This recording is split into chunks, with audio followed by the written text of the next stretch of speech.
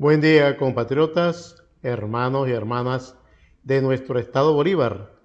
Igualmente queremos saludar a nuestros compatriotas de la heroica y hermosa Venezuela. Gracias por acompañarnos en esta emisión de Parlamento Abierto, una voz del pueblo en revolución. Exactamente nuestra emisión número 714. Gracias por acompañarnos. Y recuerde que este programa se transmite a través de La Voz de Guayana, 89.7 FM, Sonido de la Revolución, desde Ciudad Guayana, en el municipio Caroní del estado Bolívar, República Bolivariana de Venezuela. Y también se retransmite mediante nuestra emisora hermana, la Radio del Sur, para escuchar los latidos de la Patria Grande a través de sus distintos diales que están ubicados en todo el territorio de la República Bolivariana de Venezuela. Insistimos en agradecerle su acompañamiento el día de hoy en esta emisión número 714 de Parlamento Abierto. El día de hoy, primero que todo, queremos, desde quienes trabajamos en Parlamento Abierto, incluyendo desde nuestros invitados e invitadas, tratar el tema sobre lo que está ocurriendo en Haití. Es un tema sumamente importante que toca la fibra del corazón, el alma, el espíritu y la sensibilidad del pueblo venezolano. Para iniciar el tratamiento de este tema y otros temas que vamos a abarcar el día de hoy, invitamos nuevamente a nuestro compatriota, hermano, camarada, revolucionario, el profesor Ernesto Wong Maestre. El profesor Ernesto Wong es internacionalista, es docente universitario, doctor en seguridad de la nación y un agudo analista político, dada su experiencia derivada del estudio, pero también de lo que es la incursión en la investigación. Por eso, el día de hoy queremos, primero que todo, agradecer al profesor Ernesto Wong por acompañarnos en este Parlamento Abierto. Muchas gracias, profesor, por haber respondido positivamente y, como siempre, de manera oportuna a nuestra petición de que nos acompañe el día de hoy. Buenos días, doctor Ríos. Muy agradecido por esta invitación que me hace a este gran programa Parlamento Abierto, ¿no? Que están escuchados a través de las emisoras que transmite y que tiene una actualidad siempre muy importante, que es lo más esencial en la comunicación en el día de hoy, donde hay tanta información en las redes y nos permite entonces hacer un análisis más profundo que en las redes de los problemas, ¿no? Sí, evidentemente hacía mención, profesor, agradeciéndole que nos acompañe en Parlamento Abierto número 714, sobre lo que ha ocurrido recurrentemente en nuestro hermano pueblo de Haití, un pueblo que transita por tantas contingencias que perturban su paz, su cotidianidad, su convivencia, su vida. Sí, yo creo que una de las muestras más interesantes de, de todo lo que está ocurriendo en Haití desde hace varios años es cuando el comandante Chávez hizo una visita a Haití, donde él tuvo que ir a las calles a conocer al pueblo, porque el pueblo lo estaba aclamando.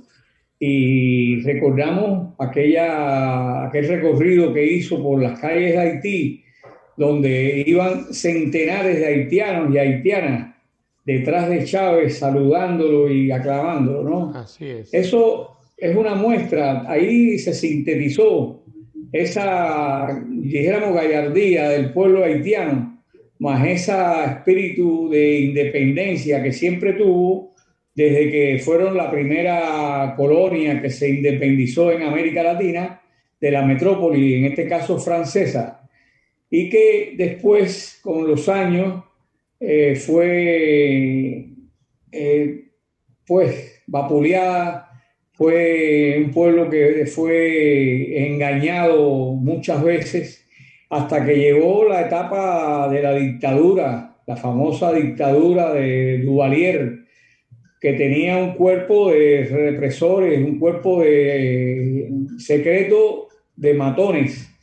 Y esa dictadura duró varias décadas, ¿no? Entonces, ya una vez que empezó en Haití la vida, dijéramos, algo más democrática, pues empezaron a actuar los factores, la presencia del interés de Estados Unidos en controlar Haití para tener mayor control en el Caribe.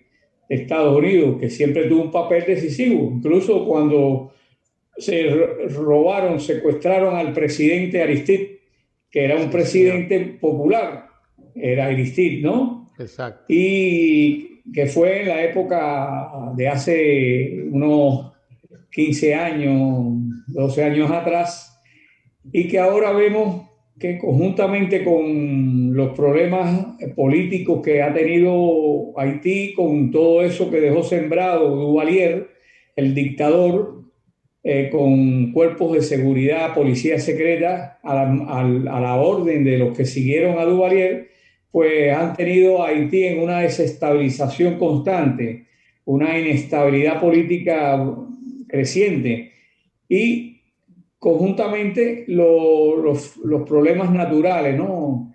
Estos terremotos que hubo hace unos años atrás Sí, los y este que siniestros acaba de ocurrir naturales. que ha provocado más de 1.300 muertos, Así es. 1.300 muertos. Eso hace que la mayoría de los países se identifiquen, se solidaricen con Haití, que es la nación más empobrecida de todo el continente. Y que ayer mismo, en estas horas que estamos viviendo, Chile mandó 16 toneladas de alimentos, que se unieron a las 30 toneladas que mandó el presidente Maduro ayer, Así es. anoche, a Haití, y que fortalecen, mitigan un poco la situación crítica, porque también mandó equipo rescatista en el avión que se envió desde Venezuela y una serie de servicios que va a ayudar un poco al pueblo haitiano, que está muy sufrido. Así es. Y es lamentable cómo se mantiene desunido el pueblo haitiano, provocado por los intereses de los actores de fuerza que trabajan en Haití, que hacen mantener una división entre los candidatos, entre el personal. Ahora, con la presencia de Ariel Henry como primer ministro y que puede desarrollar un trabajo porque es un neurocirujano con mucho prestigio en la sociedad haitiana, Así que es. fue propuesto por el equipo de Naciones Unidas y que podría desarrollar un trabajo que va a estar siempre amenazado por los intereses de Estados Unidos y por las bases militares que tiene Estados Unidos en Haití, que es siempre es como la espada de Damocles, ¿no? En la cabeza de todos los haitianos, apeligrándolos, amenazándolos con esto, ¿no? Y bueno, ahí estamos, la solidaridad del ALBA, el apoyo a Haití, al pueblo haitiano, y que esperamos que pueda salir de esta grave crisis que está teniendo ahora. Sí, profesor, ha sido recurrente lo que ha sucedido con ese pueblo, pueblo hermano, un pueblo fuerte, solidario, luchador, que por cierto, permítame compartir con ustedes un canto de Ali Primera. Ali Primera en una canción que denomina Noche, la noche del jabalí. Él le canta a Haití diciendo lo siguiente: no preguntes cuántas veces mueve las alas el colibrí. Pregunta, ¿qué estamos haciendo por Haití? un lugar cercado por la noche en el inmenso cobalto del Caribe. La noche en este caso es la miseria, es el hambre. La palabra presa es el hambre. Es negar el camino a la inteligencia. Es negar que el obrero es un poeta. ¿Que cuántos habitantes tiene? Se pregunta allí en esa canción hermosísima. Los que les quedan después de tantas masacres que luchan más allá de sobrevivir. Un canto a Haití de Alí Primera, en la noche del jabalí, una canción muy bonita, que tiene que ver con lo que usted acaba de explicar, profesor. Este canto de Alí Primera se da en los momentos en que estaba la dictadura de François De Duvalier, Duvalier.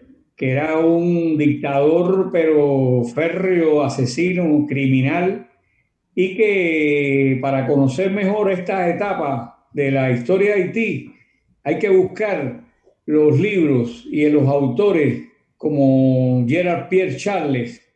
Gerard Pierre Charles, que estuvo exiliado en México, lo conocimos, compartimos en México con Gerard Pierre Charles, que era también, tenía su compañera, era Susi Castor, que fueron dos historiadores muy importantes en Haití y sobre los problemas haitianos de esa época.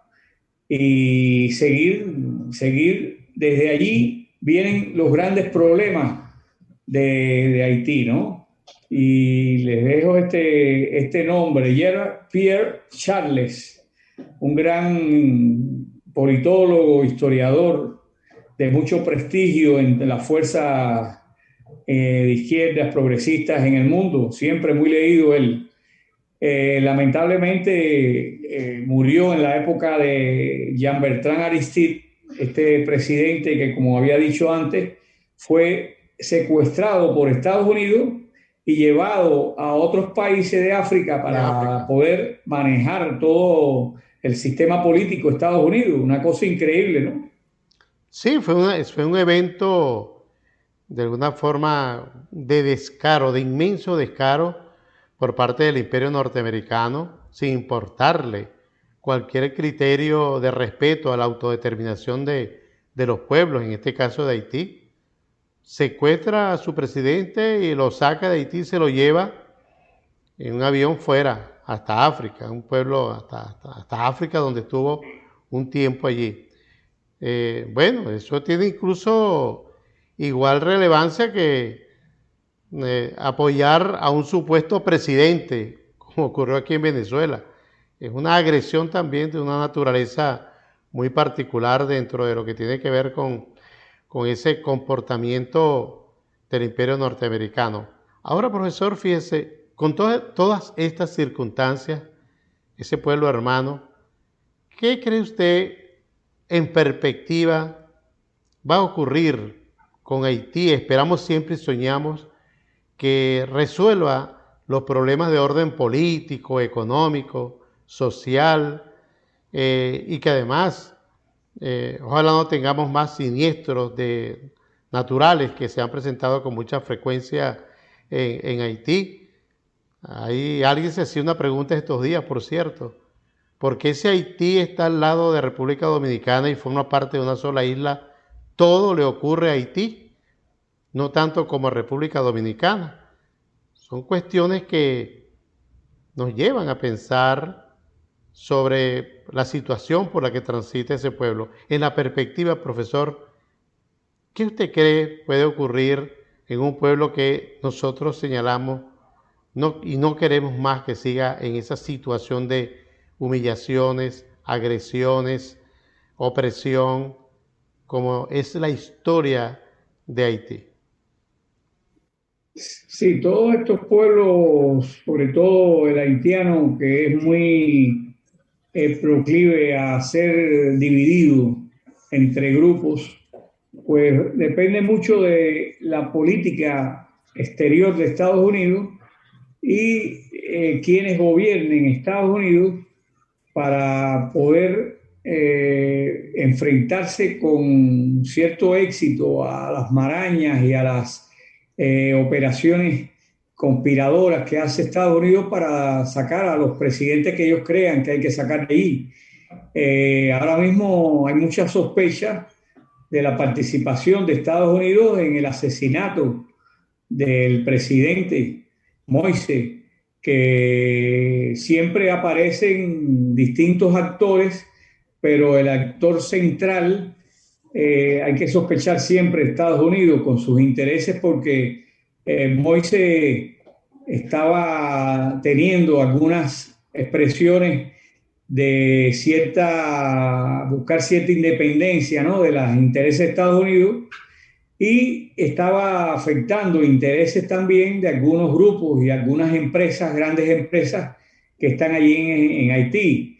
Como bien decías y recordabas, la situación fronteriza que tiene con República Dominicana, que es una división producto de toda la época colonial y las batallas entre Francia y España, que se dividieron el territorio, y los haitianos franceses pues fueron los que se sublevaron con Toussaint Louverture y ese grupo de oficiales franceses que eran del ejército francés, pero que se rebelaron y lograron la independencia, y que en un momento determinado ayudaron a Bolívar cuando Bolívar pasó por Haití y les pidió ayuda, y lo ayudaron, ¿no?, también. Entonces, está muy colocado geopolíticamente para los intereses de Estados Unidos-Haití, y de eso depende en gran medida lo que pase en Haití,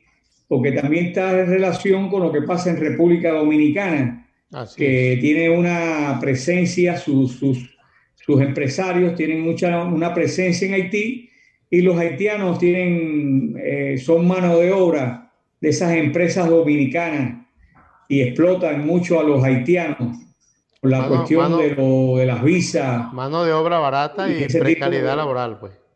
Sí, exacto. Por ahí vamos a estar analizando eso, doctor.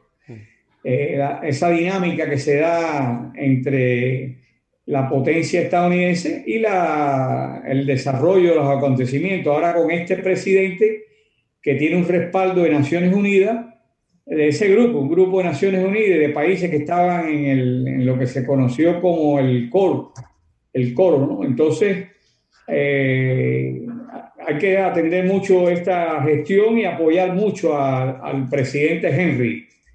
Hay que apoyarlo mucho desde afuera, y creo que la manifestación esta de envío que hizo Venezuela es muy importante en ese sentido.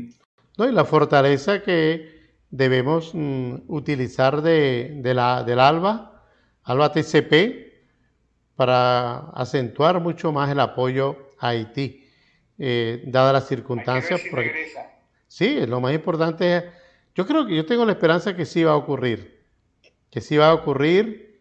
siempre evidentemente los Estados Unidos de Norteamérica tratarán de evitar que se siga consolidando este grupo regional, como ya sabemos, que ha tenido mucha resistencia por el apoyo y que cada día tiene mayor fuerza en Centroamérica. Bueno, eso es importante, profesor. De verdad que nos duele mucho lo que está ocurriendo en Haití. Ya usted lo dijo, más de 1.300 fallecidos, una destrucción de infraestructura, pero terrible, que pasarán muchos años para irla recuperando. Haití todavía no se ha recuperado totalmente del siniestro del año 2010 aún, y se le agrega esta situación nuevamente que va a incidir en la economía y en la forma de vida de los haitianos, aunado pues a la crisis política. Por eso, desde Venezuela sabemos que el presidente Nicolás Maduro va a dar todo su apoyo, como siempre nos ha caracterizado con respecto a Haití, ante ese agradecimiento con el presidente Petión y nuestro libertador Simón Bolívar, y el apoyo para las luchas independentistas bolivarianas. Y evidentemente también nosotros reconocemos desde acá que el pueblo cubano ya se volcó en Haití para reforzar la ayuda que siempre le ha estado brindando. De allí la importancia que queríamos a referirnos a este pueblo hermano que tanto sufre, que tanto ha sufrido, pero que tenemos la esperanza de que algún día superaremos en conjunto tantas dificultades. Así es. Así es porque el ALBA, donde está un grupo de países de Centroamérica como Nicaragua, Cuba, Bolivia, pues con Venezuela se comparte una de las principales potencias petroleras en el mundo y una de las principales potencias gasíferas con la presencia de Venezuela y de Bolivia. Entonces el ALBA no es cualquier grupito, ¿no?, de países asociados, sino que tiene un potencial económico y moral muy grande en todo el mundo. Vimos como del 97% de los países apoyaron a Cuba en Naciones Unidas y Estados Unidos se quedó solo con Israel en contra de Cuba. Y eso dice mucho y significa mucho para las luchas de los pueblos de todo el mundo, porque ven que la vía escogida por Cuba, por Venezuela, es una vía viable, es una vía oportuna porque se forma una unidad colectiva para enfrentar. Creo que el pueblo haitiano está en ese camino de ir buscando una unidad mayor en las fuerzas progresistas para enfrentarse al enemigo, a los enemigos que lo tratan siempre de dividir con los grupos, los candidatos, ese diabólico sistema multipartidista explotado y aprovechado por Estados Unidos para mantener a los pueblos divididos. Quiero recordar a nuestros usuarios y usuarias que nos estamos acompañando en Parlamento Abierto, una voz del pueblo en revolución. Actualmente con nuestro amigo, camarada, hermano, revolucionario, el profesor Ernesto Huón Maestre, que siempre responde positivamente a nuestras peticiones para de alguna manera compartir sus conocimientos, sus experiencias, sus estudios e investigaciones. Hablamos sobre Haití y todo el sufrimiento de ese pueblo hermano, ese pueblo al que Venezuela le debe de alguna manera el apoyo en las luchas libertarias bolivarianas. Por otro lado, el día de hoy vamos a hablar un poco, profesor, con respecto a ese proceso electoral interno del Partido Socialista Unido de Venezuela. Aún mantenemos lo que es la valoración positiva y también la valoración ejemplar de ese ejercicio de derecho y también de democracia por el pueblo de Venezuela en esa jornada electoral interna del Partido Socialista Unido de Venezuela que fue realizada el próximo pasado domingo 8 de agosto, donde se expresaron más de 3,5 millones de militantes del partido. En lo particular, profesor, me atrevo a aseverar que ha sido un evento impactante porque ha sido la expresión de carácter consistente, una expresión que pudiésemos decir heroica de un pueblo consciente de su rol histórico.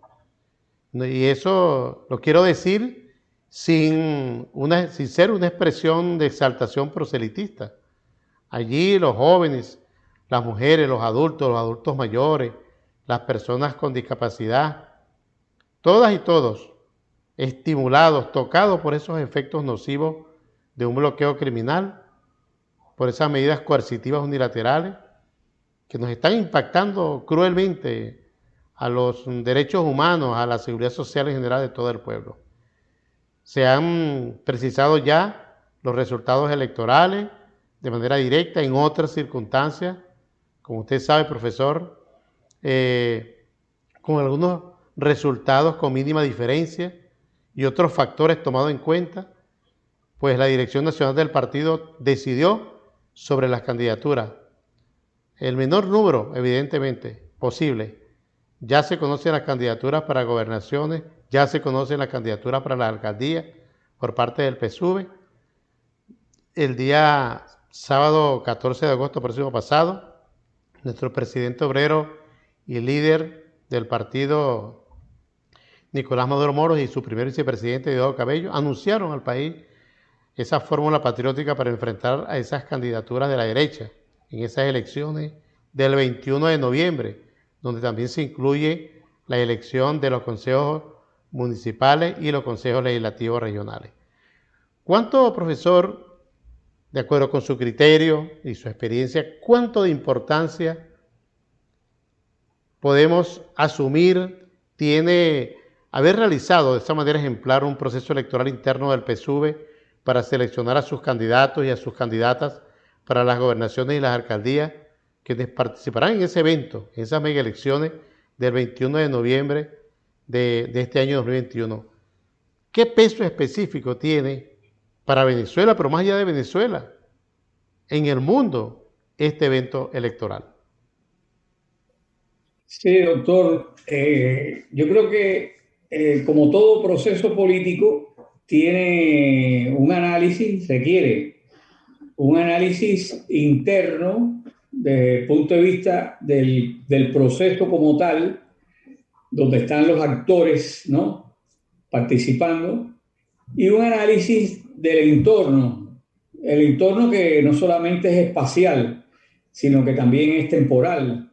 El tiempo y el espacio es muy importante tenerlos en cuenta, porque si vemos este aspecto espacial, se está dando este proceso en una república que está encaminada a transformar el sistema capitalista hacia el sistema socialista. Y por otro lado está todos los acosos y amenazas que provienen de los países fronterizos, como es Colombia, como es Brasil, como es en este caso también incluso Ecuador, un poco más distante, pero que tiene su incidencia también por todo lo que ha pasado.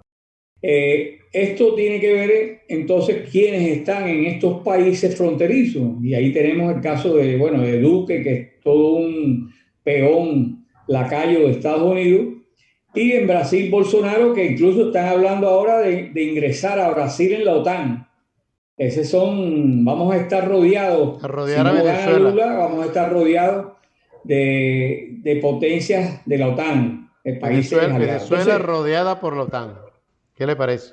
pero esto que estoy diciendo, don Rafael, lo entiende y lo está entendiendo mucho el pueblo bolivariano. Así es. Ese pueblo de militantes, de chavistas fuertes que no se rinden, que siguen insistiendo en la vía que va a producir mayor felicidad, mayor seguridad, mayor estabilidad, como decía el libertador Bolívar, y que producto de eso es que dio esa muestra de valentía y de heroicidad ese día, ese domingo 8 de agosto,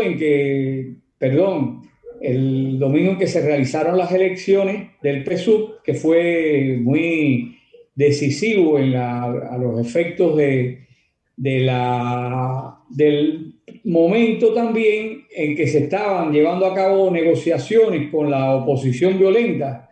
Y esas negociaciones con la oposición violenta fructificaron de cierta manera en México, influido mucho en el caso de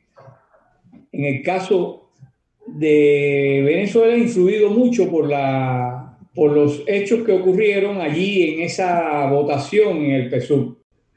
Yo ahora perdí un poco la imagen, en la imagen de ustedes, no sé si me están escuchando. Sí, perfectamente, profesor, y además de eso mantengo su imagen.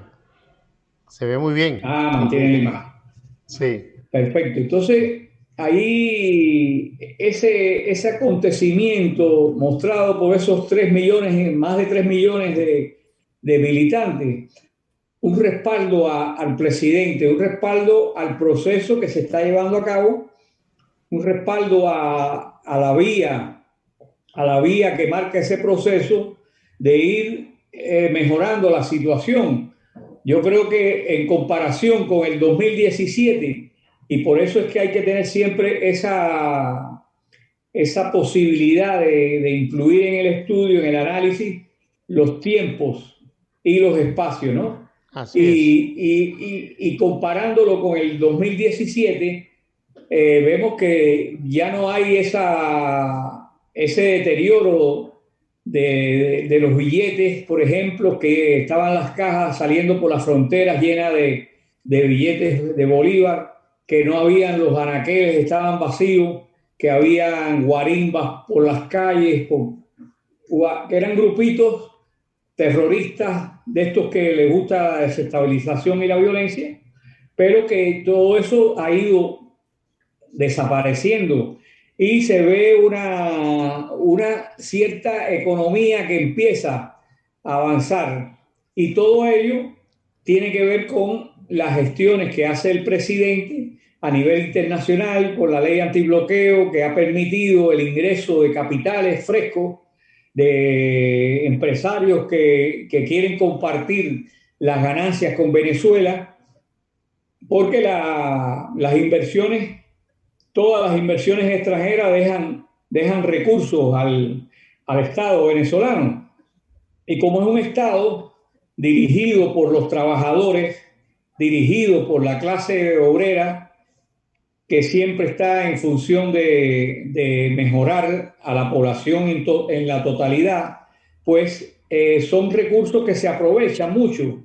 Las inversiones, ya sea en trueque, en conseguir gasolina cuando no había, conseguir insumos para producir mayores gasolinas aquí en el país, reactivar las empresas petroleras, como se está dando en estos momentos. Bueno, es un conjunto de aspectos que requieren vincularlos a esta gestión que se dio ahora con la votación en el PSUV, y que tiene que ver entonces también con lo que se está produciendo en México, con la parte de la oposición, o esa oposición violenta, porque las oposiciones son varias en Venezuela y una de ellas es la parte de esta violenta.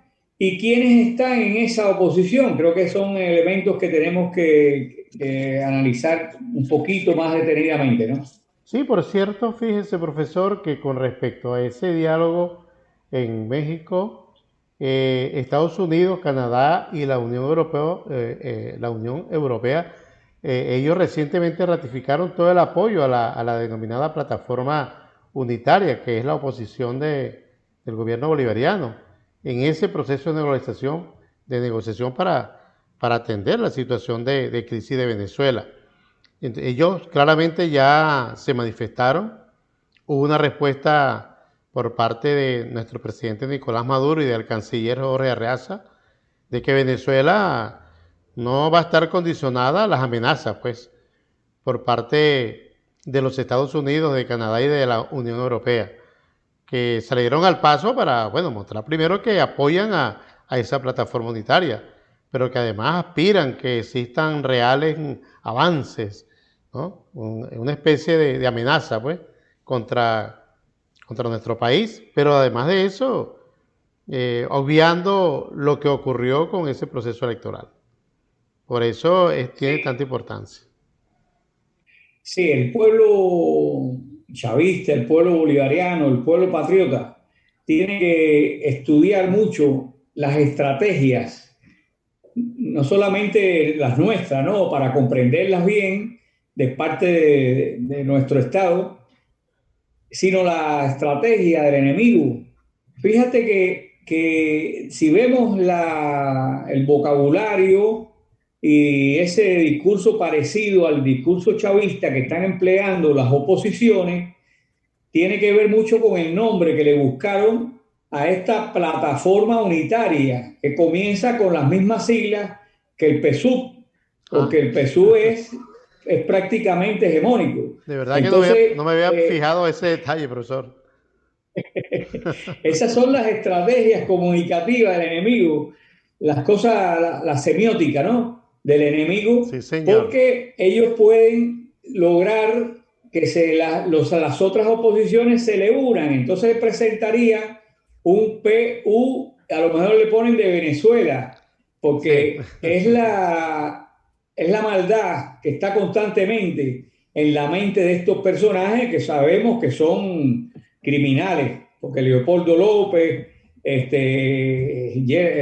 Blay, que también es otro hombre siniestro. por ahí es, por ahí, así pudiésemos decir, yo conozco también a Gerardo Blay, porque yo fui diputado cuando él estuvo también allí en la Asamblea Nacional, y puedo decir que es una persona que tiene, como lo decía el presidente Maduro, tiene fuerza porque también es muy conocedor de la materia jurídica, es muy estudioso y además es de extrema derecha.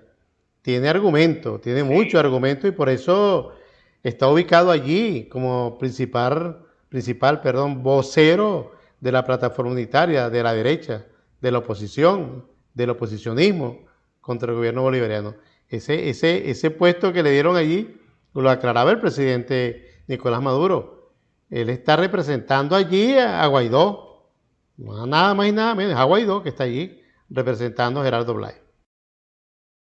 Sí, por eso es muy importante toda esta reanimación que se está dando económica, que va a tener un cierto momento importante ahora a partir de los primeros días de octubre, en que se eliminan los 6 ceros y que se empieza a mejorar el salario mínimo, y con él todos los salarios como conocemos, que siempre se mejoran, y es resultado de ese trabajo que ha hecho el gobierno bolivariano, y social y económico, porque no hay que olvidar esa parte social que se ha mantenido con los bonos, que son un cierto apoyo con las políticas de no subir tanto los servicios públicos, de mantener el subsidio de la gasolina, aunque hay sus dificultades para llenar, pero se consigue de una u otra forma, con algún esfuerzo, haciendo una cola de unas horas, pero se consigue a un precio regalado. Todo eso va a tributar y ha tributado, está tributando a que a partir del último trimestre se nos den una situación de mucha mejor condiciones que hace un año atrás, hace 2 años atrás. Sí, Hay que evidente. recordarle siempre al pueblo hay que recordarle que hasta el 2015, en que comenzó la política de sanciones de Estados Unidos contra Venezuela, hasta el 2015 el salario mínimo era 200, $300, y se ganaba en las distintas profesiones un buen salario, y que fue durante todos los años del bolivarianismo en Venezuela, y que solamente a partir de esa política de bloqueo, de genocidio que lleva a cabo Estados Unidos, es que se deterioró la situación. Pero el gobierno bolivariano ha sabido enfrentarla y está contrarrestando todas esas faltas de capitales con los aliados de China, de Rusia, de Irán, de Turquía, de la India, muy importante la India en la cuestión petrolera, junto con Bielorrusia también, con la relación en el ALBA, también participando en todo esto las refinerías de Cuba, participando conjuntamente con Venezuela, porque también el Golfo de México, ahí hay un petróleo que se está compartiendo, petróleo que es en la zona de Cuba, que se está compartiendo también, se está llevando a cabo procesos de prospección, bueno, buscando sacar mayor cantidad. Creo que va a haber en los últimos meses de este año, va a haber unos cambios importantes para que lleguemos al 21 de noviembre con un crecimiento del optimismo, un crecimiento de las esperanzas, que van a dar por fruto una victoria en los 23 estados en que están las gobernaciones, con personajes, como bien se señalaba anteriormente, con compañeros, compañeras de mucho prestigio popular, que es muy importante eso. Así es. En la gestión. Ahí vemos cómo vamos a tener allá en Apure al ministro, al que fue ministro del Trabajo, compañero Piñate, con una experiencia política relevante para enfrentar las amenazas también de la frontera y saber dirigir todo un Estado que resulta muy importante, no solamente para la seguridad de la nación, sino también para la parte económica, porque Apure tiene grandes tierras que tienen que producir, tienen que ser más productivas. Y es todo un conjunto de elementos que vamos a disfrutar, yo dijera, el 21 de noviembre con estos candidatos que van a salir victoriosos en más del 90%, yo dijera.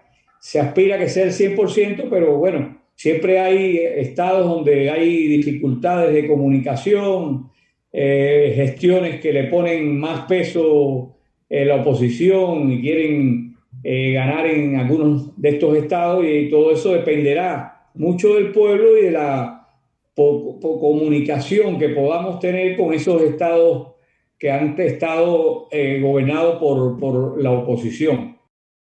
Bueno, sí, profesor, fíjese que uno de los eventos importantes de lo que usted ha hecho referencia es la economía, la parte económica, cómo se ha venido impulsando debido a las políticas que yo diría en línea recta por parte del presidente Nicolás Maduro Moros. Y para la muestra yo invito a los usuarios, usuarias, a los compatriotas y a las compatriotas que cuando vayamos por las carreteras dense cuenta cómo se están movilizando muchísimos productos, gandolas, camiones, en gran cantidad como no se había visto anteriormente. Los productos ya en anaqueles y todo esto revela cómo vamos con paso firme hacia una mejora económica y ahora, como usted lo dice, la consolidación del escenario político con las elecciones del 21 de noviembre.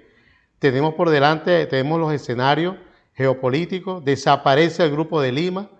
Por otro lado, se está ya anunciando el impulso de UNASUR con más fuerza y lo que tiene que ver con el relanzamiento también con mucho más fuerza de CELAC.